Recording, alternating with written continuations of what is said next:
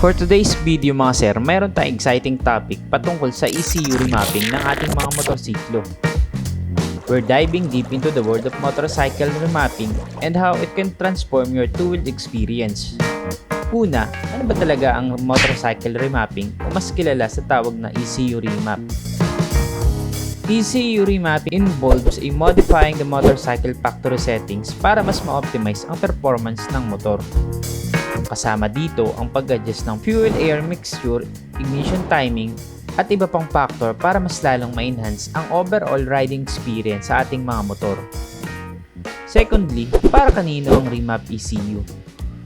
Well, napakaraming rason para ikaw ay magpa-remap.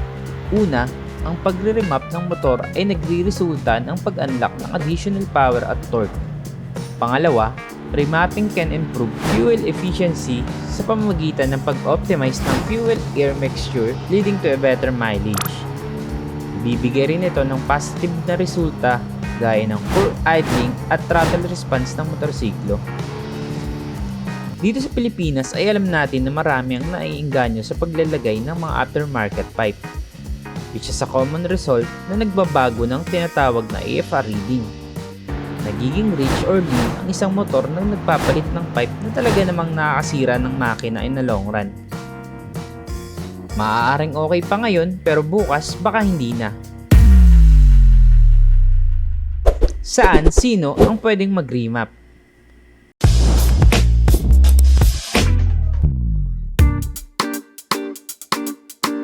Motorcycle remapping requires specialized knowledge and equipment.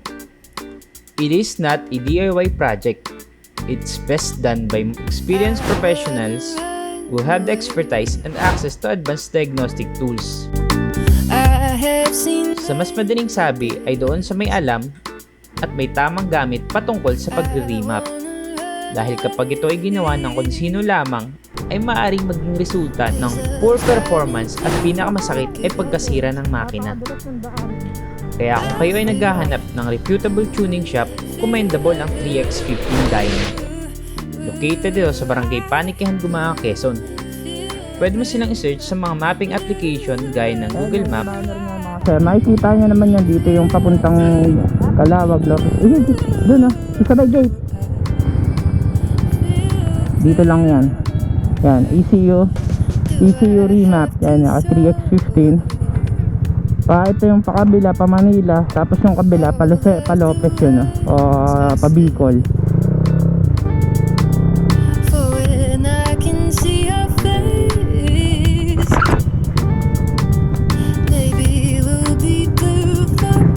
Recommendable ang shop na ito dahil bukod sa reliable, ay garantisadong nag-invest sa mga proper tools for remapping.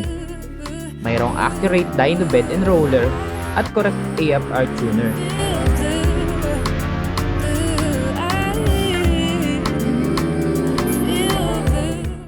So here's what I experienced during remap and must have kapag ikaw ay magpapa-remap.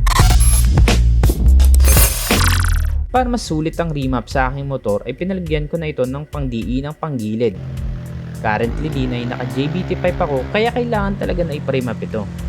Napakahalaga rin na mayroong bank sensor ang inyong pipe dahil iyon ang magsisilbing input para makuha ang data ng AFR. May nabibili naman ito doon sa 3X15. Pwede ring magpakabit nito ang mga pipe na walang nakabang na bank sensor. Since I am using stock ECU ng aking NMAX version 2 ay kinakailangang tanggalin ang ECU nito. Ang tawag sa ganitong klase ng remap ay via backdoor. Kaya wag kang magugulat kapag binutas ang likod ng ECU mo. Dahil normal iyon para doon maitap ang wire to get the current file ng ECU. Lalagyan naman ulit ito ng isang quick dry compound at parang same din ulit gaya ng dati. So what is up mga sir? Eto na, na-remap na si Jack. Panalo! Solid! Solid na solid! Oh, tinamay no? Putak yan talaga. Sorry for my bad words pero talagang gawang 3X15 remap is a solid. Oh, solid, hindi na gaya dati. Corrected.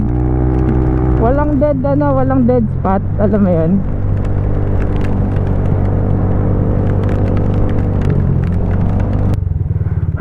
napakasarap talaga pag walang iniisip sa motor. Tagas, wala na. Check engine, wala. Remap, solid remap. So ayan lang mga sir masasabi ko. After a few hours na pag-remap ni sir, pagtirada rito kay Jax, kaya ramdam na ramdam niya man siguro. Tunog pa lang. Oh. Walang sungaw.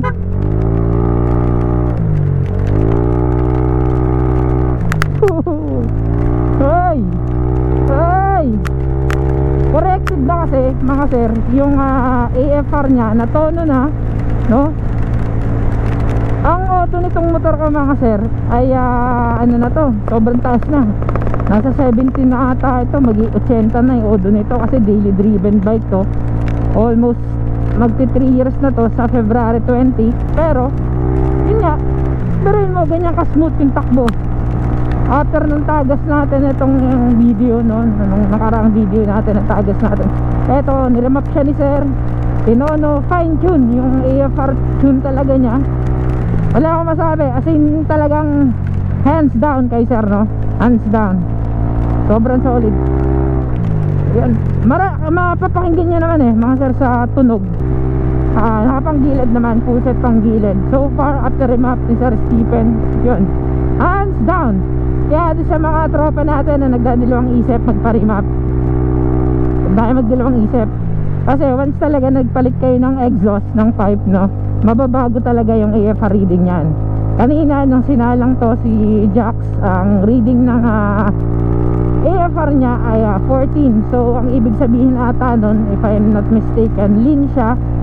Ibig sabihin puro hangin yung natatanggap niya. Syempre lumaki yung pipe, lumaki yung bugan ng pipe, lumaki yung higop ng hangin, no. Ang baybasa ibig sabihin pala sir ng mga sir ng AFR, air and fuel ratio, yung mixture niya dapat tama yon, no.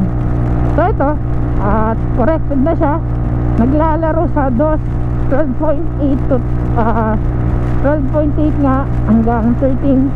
Yun yung tamang correct kasi daw, sabi ni Sir Stephen, 12.8 hanggang 13.2, yun yung tamang correction ng AFR. So yun, okay naman si Jack talagang. Oh, ramdam nyo naman sa piga, di ba? Di ba? Sobrang tindi. Ito, tatry natin.